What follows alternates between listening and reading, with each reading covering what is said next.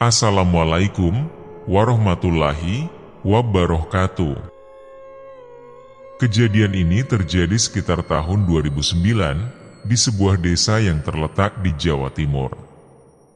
Aku sekolah di luar kota, dan setiap hari Sabtu sore, aku selalu pulang. Kegiatan seperti itu aku lakukan selama 3 tahun.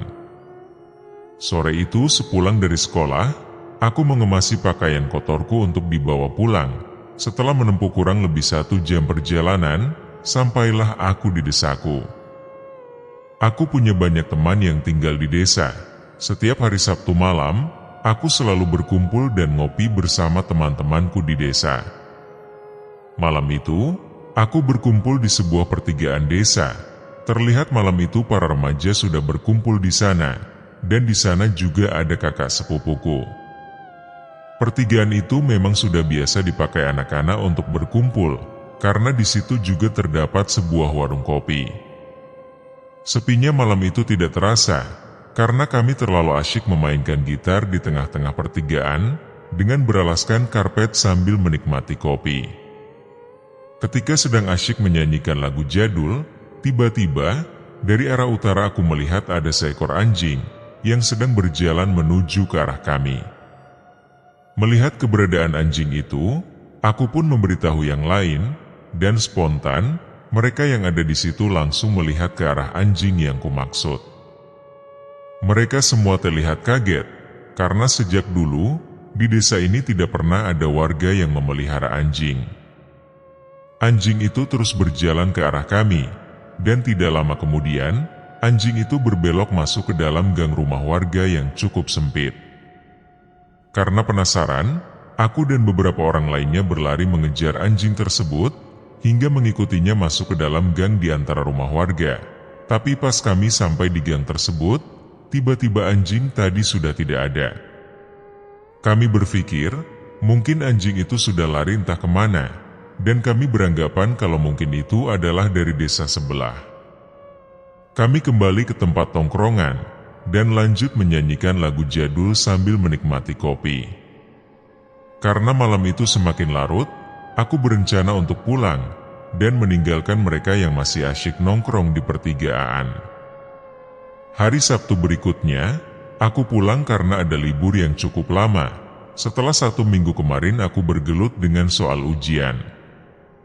Aku kembali nongkrong di tempat yang sama, dengan orang yang sama, ya maklum. Kalau di desa gini nongkrongnya ya di pertigaan, kadang juga di perempatan, dan malam itu kami kembali menjumpai anjing yang seminggu lalu sempat berkeliaran di desa ini, tapi kali ini terlihat sedikit aneh, karena ukuran anjing itu sangat besar, seukuran kambing dewasa. Anjing itu sedang duduk di tengah-tengah pertigaan satunya, yang jaraknya sekitar 100 meter dari pertigaan tempat kami nongkrong itu. Melihat ada kejanggalan dengan anjing itu, kami semua langsung lari mendatangi untuk menangkapnya. Tapi anjing itu berlari sangat cepat, menuju ke arah yang sama, yaitu gang sempit di antara rumah warga. Sesampainya kami di gang tersebut, anjing itu menghilang lagi. Karena tidak menemukannya, kami memutuskan untuk kembali lagi ke tempat tongkrongan. Sesampai di tempat tongkrongan, kami saling mengobrol dan menyusun rencana untuk menyergap anjing misterius itu. Anehnya, setelah kami menyusun rencana, anjing misterius itu sudah tidak menampakkan dirinya selama 2 malam. Nah, karena 2 malam kami tidak melihat anjing itu, kami pun menganggap mungkin anjing itu sudah tidak berani masuk ke desa ini lagi. Hari demi hari berganti, dan kami masih nongkrong di tempat yang sama. Pada suatu malam, kami kedatangan teman dari desa sebelah, yang malam itu datang untuk ngopi di tempat tongkrongan kami. Seperti biasa, kami nongkrong hingga larut malam, sambil bermain gitar. Waktu sudah menunjukkan pukul 2 dini hari. Teman kami yang dari desa sebelah itu pamit untuk pulang, tapi belum lama dia meninggalkan kami yang masih asyik main gitar. Tiba-tiba dia datang lagi dengan keadaan panik.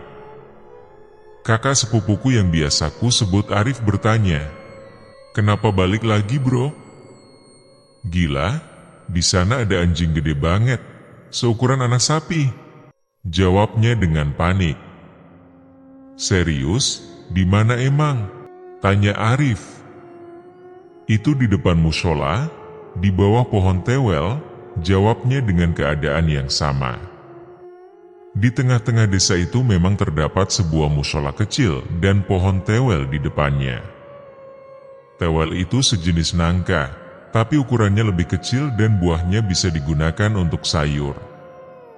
Arif selaku ketua Karang Taruna di desa itu, merasa khawatir dengan kemunculan anjing tersebut, lalu dia mengajak kami semua untuk menjalankan rencana yang sudah kami susun beberapa hari yang lalu, yaitu menyergap anjing misterius itu.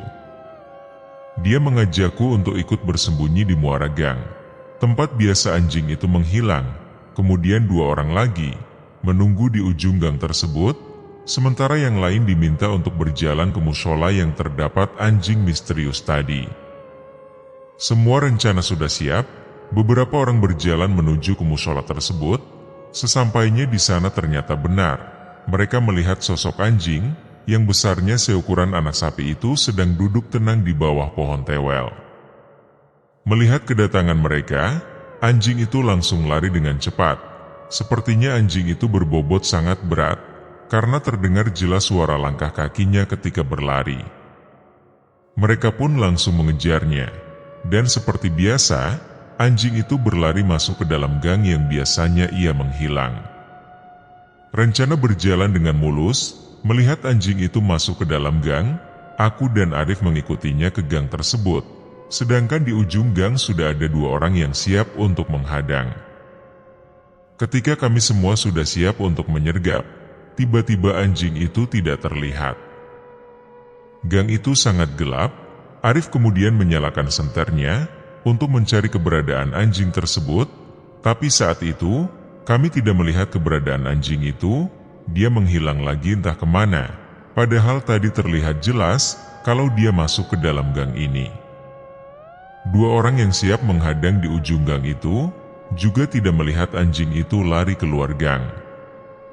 Melihat kejanggalan ini, kami mengira mungkin itu bukan benar-benar anjing. Mungkin itu anjing jadi-jadian yang sengaja digunakan warga untuk pesugihan.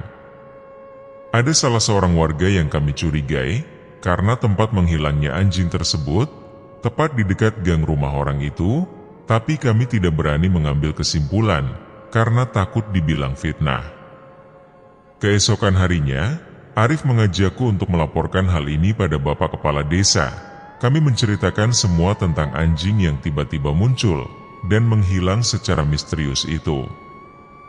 Mendengar laporan dari kami, Bapak Kepala Desa mengambil keputusan untuk mencari orang pintar. Beliau pergi ke desa seberang untuk meminta bantuan, karena di sana beliau punya kenalan orang pintar. Sesampai di desa seberang, beliau diberi wejangan dan pulang membawa wejangan itu. Wejangan berarti petunjuk. Sesampai di kampungnya, beliau menemui Arif dan memberikan wejangan itu kepadanya untuk dijalankan. "Nak, kamu mau ambil syarat ini?" ucap Bapak Kepala Desa. "Mau, Pak. Saya siap menjalankan perintah Bapak," jawab Arif dengan tegas. "Tapi syarat ini berat, Nak. Pastinya akan banyak cobaannya untuk kita berdua," jelas Bapak Kepala Desa. "Kalau Bapak yakin saya bisa, saya akan lakukan," jawab Arif dengan yakin. Tepat malam Jumat Legi dalam kalender Jawa, Arif berniat berangkat untuk mengambil syarat tersebut ke desa seberang, karena syarat yang dimaksud adanya hanya di sana. Sebelum berangkat, aku sempat menawarkan diri untuk menemani, tapi dia tidak mau karena syaratnya harus diambil dia sendiri.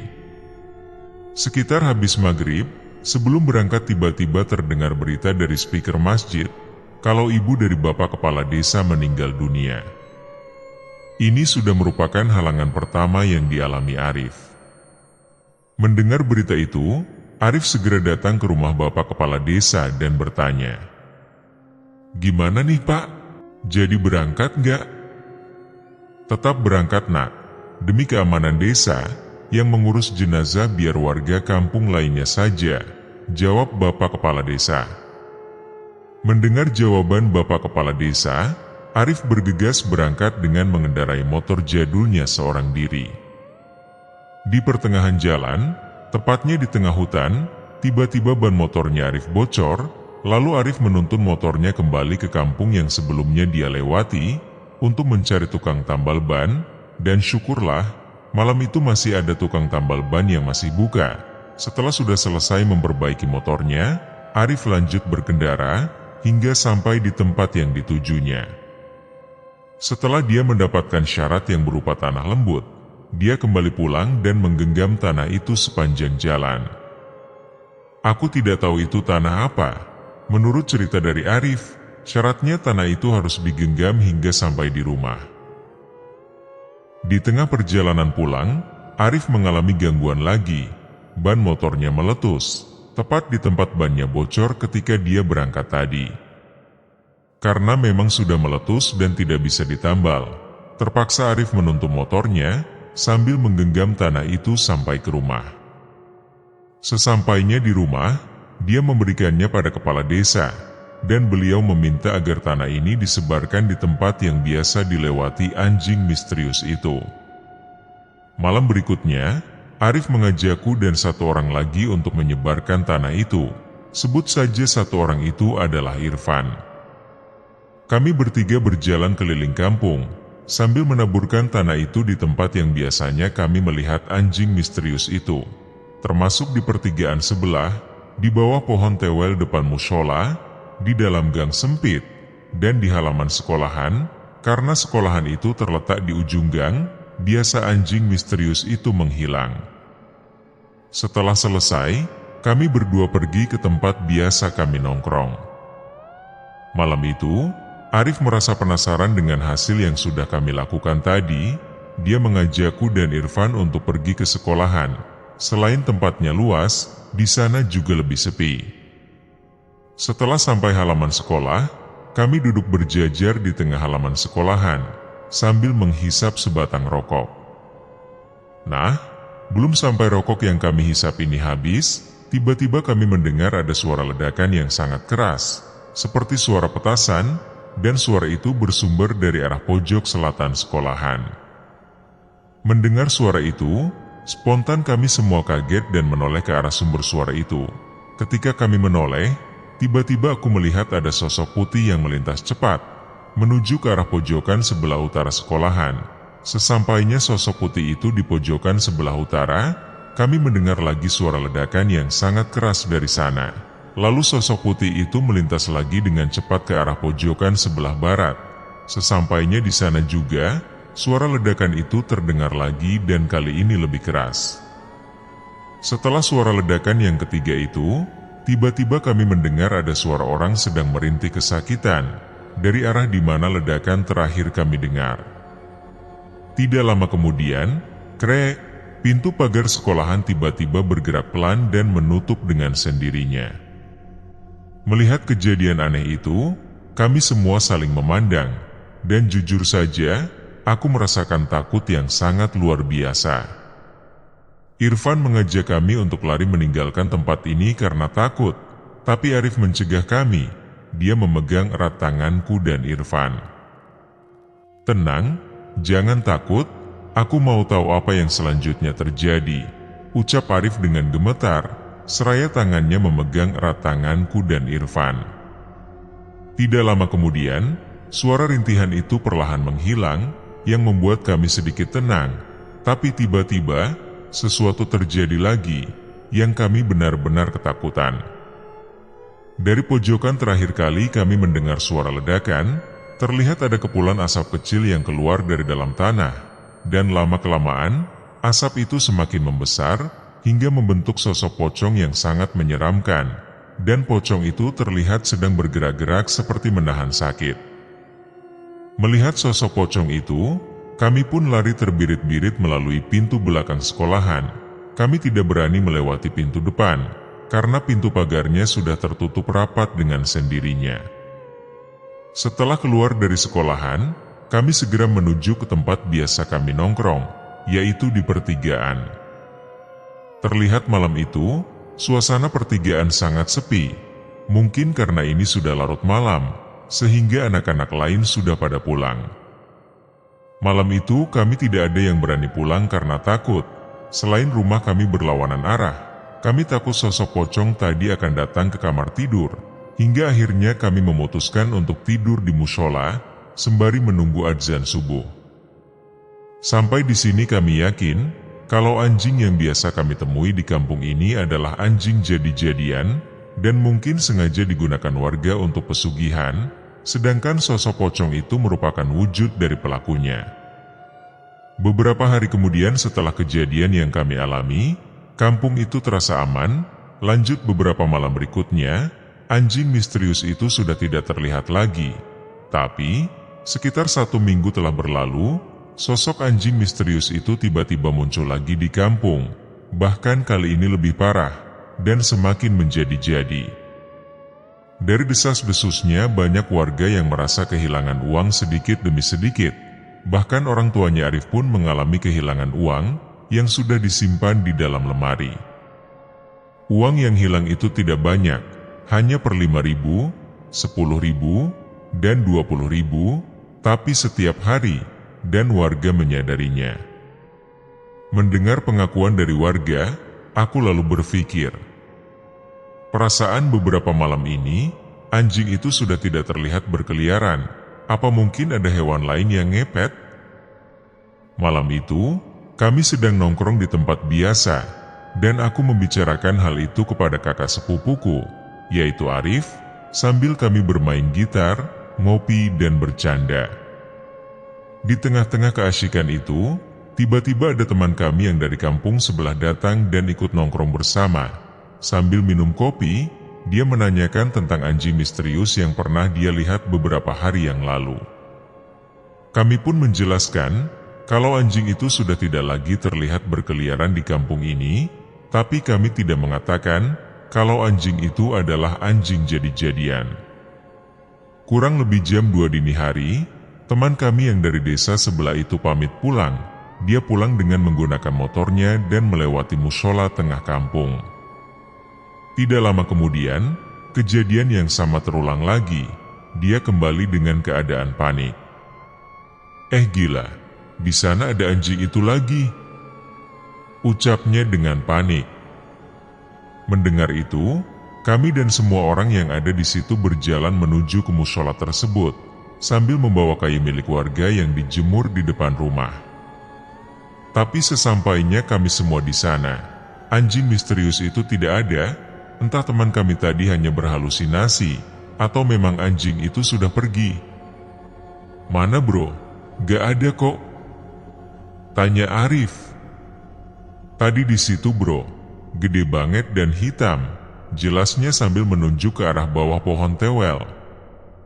Karena waktu itu memang sudah tidak terlihat, kami membiarkannya, dan karena waktu itu sudah larut malam, kami semua pun memutuskan untuk pulang ke rumah masing-masing. Karena rumahku berlawanan arah dengan rumah kakak sepupuku Arif, kami pun berpisah. Arif kemudian berjalan pulang seorang diri. Di tengah perjalanan pulang, tepatnya di sebuah belokan, Arif sempat melihat anjing misterius itu berlari ke arah sawah warga. Tapi yang dilihatnya kali ini, bukan anjing berwarna hitam, tapi coklat tua. Karena waktu itu Arif berjalan seorang diri, sontak dia berlari ketakutan. Sesampainya di rumah, Arif sejenak berpikir, kok masih ada ya anjing misterius itu? Pagi harinya, ia mengajakku melaporkan kejadian tadi malam kepada Bapak Kepala Desa lagi. Mengingat banyak warga yang merasa kehilangan uang, kali ini beliau mengajak kami untuk menemui Mbah Tarno. Beliau adalah sesepuh di kampung ini. Setibanya di rumah Mbah Tarno, Arif menceritakan semua tentang anjing misterius itu pada beliau, dan menurut beliau, itu memang anjing jadi-jadian yang sengaja digunakan untuk pesugihan. Beliau meminta pada Bapak Kepala Desa untuk mengumpulkan warganya minimal 40 orang untuk sholat malam selama 7 hari, dan langsung dipimpin oleh beliau sendiri. Sebagian warga pun ikut melaksanakan amanah itu, dan sholat malam di masjid dari jam 23 hingga jam 2, mulai dari sholat hajat, sholat witir, dan sholat tahajud. 4 hari kegiatan rutin itu telah dilakukan, dan pada suatu malam, lagi-lagi kami melihat sesuatu yang sangat menyeramkan. Setelah melakukan sholat rutin di masjid, aku dan 3 orang lainnya mampir di tempat biasa kami nongkrong. Di pertigaan, waktu itu lampu jalan pertigaan sengaja dimatikan, dan menyisakan 1 lampu jalan di pertigaan satunya. Jam menunjukkan kurang lebih pukul 2.30 dini hari. Kami berempat melihat anjing misterius itu datang lagi di pertigaan satunya, yang lampu jalannya tidak dimatikan. Pertigaan itu berjarak kurang lebih 100 meter dari sini. Melihat itu, kami semua bersembunyi di balik pagar tembok warga, dengan tujuan mengawasi gerak-gerik anjing misterius itu. Dari kejauhan, kami melihat ia sedang duduk tenang sambil menoleh kanan dan kiri. Tidak lama kemudian, badannya semakin membesar dan berdiri layaknya manusia. Badannya berubah wujud menjadi manusia berkepala anjing. Setelah berdiri, dia melangkah ke pinggir jalan dan mematikan lampu pertigaan jalan. Melihat kejadian itu, kami semua benar-benar merinding, karena jujur saja, baru kali ini kami menyaksikan kejadian yang sangat tidak masuk akal seperti itu. Setelah lampu itu dimatikan, kami tidak bisa melihat anjing itu lagi karena gelap. Lalu Arif mengajak kami semua untuk berjalan pelan-pelan ke arah pertigaan itu. Jalannya sangat gelap karena lampu jalan sebelumnya sengaja dimatikan. Dengan perlahan kami berjalan menuju ke sana. Sesampainya di sana, kami berempat dikejutkan oleh beberapa ekor anjing yang sedang berkumpul di depan rumah salah satu warga, yaitu rumah warga yang kami curigai sebelumnya.